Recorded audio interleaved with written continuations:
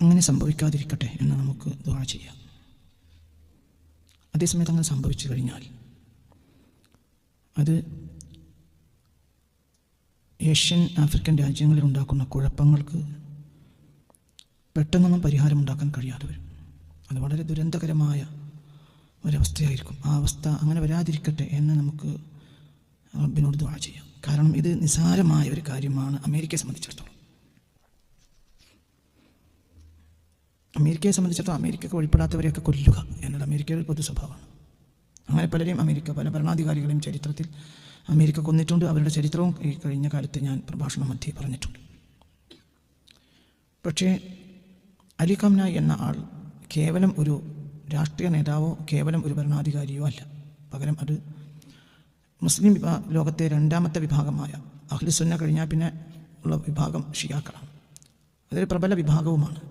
മുസ്ലിം ലോകത്തെ സംബന്ധിച്ചിടത്തോളം അതൊരു പ്രബല കക്ഷിയാണ്. അവരുടെ കേവലമുള്ള രാഷ്ട്രീയ നേതാവല്ല അലി ഖംനായി, പകരം അവരുടെ ആത്മീയ നേതാവാണ്. അങ്ങനെ വരുമ്പോൾ വലിയ ദുരന്തങ്ങളുണ്ടാവും.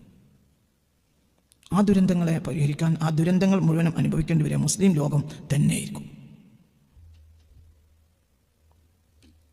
എന്തുകൊണ്ടെന്നാൽ ഇതിൻ്റെ പിന്നിലുള്ള ഒരു പ്രൊപ്പഗണ്ടയും ഒരു യാഥാർത്ഥ്യവും ഉണ്ട്. എന്താണ് പ്രൊപ്പഗണ്ട? മുസ്ലിം ലോകം മുഴുവനും അമേരിക്കയുടെ കൂടെയാണ്, ഇസ്രായേലിൻ്റെയും. മുസ്ലിം ലോകം മുഴുവനും അമേരിക്കയുടെയും യൂറോപ്പിൻ്റെയും കൂടെയാണ്. മുസ്ലിം ലോക നേതാക്കളെല്ലാം ഇസ്രായേലിൻ്റെ കൂടെയുമാണ് എന്നത് ഒരു പ്രൊപ്പഗണ്ടയും ഒരു യാഥാർത്ഥ്യവുമാണ്. അതിൻ്റെ മേൽ വലിയ പ്രശ്നങ്ങളുണ്ടാക്കും. ആ പ്രശ്നങ്ങൾ തന്നെയാണ് സത്യത്തിൽ അമേരിക്കയുടെ ആവശ്യവും. എന്താണ് അമേരിക്കയുടെ ആവശ്യം? അശാന്തമായ സാഹചര്യം പേർഷ്യൻ ഗൾഫിൽ നിലനിർത്തുക. എന്നാൽ അമേരിക്കയുടെ സാന്നിധ്യത്തെ മുസ്ലിം രാജ്യങ്ങൾ നിർബന്ധിച്ച് ക്ഷണിച്ചു വരുത്തും. അങ്ങനെ വരുമ്പോൾ അവർക്ക് വളരെ തുച്ഛമായ വിലക്ക് എണ്ണ കൈക്കലാക്കാൻ കഴിയും. ഇതിൻ്റെ എല്ലാം അടിസ്ഥാനം എണ്ണയാണ്. ഇറാൻ്റെ പ്രത്യേകതയും നിങ്ങൾ മനസ്സിലാക്കണം. ഏഷ്യൻ രാജ്യങ്ങളിൽ ആദ്യമായി എണ്ണ കണ്ടെടുക്കുന്നത് മസ്ജിദ് സുലൈമാനി നഗരത്തിലാണ്. അത് ഇറാനിലാണ്. ലോകത്തെ ആദ്യമായി ഏഷ്യൻ രാജ്യങ്ങളിൽ ആദ്യമായി എണ്ണ കണ്ടെടുത്തത് ഇറാനിലാണ്.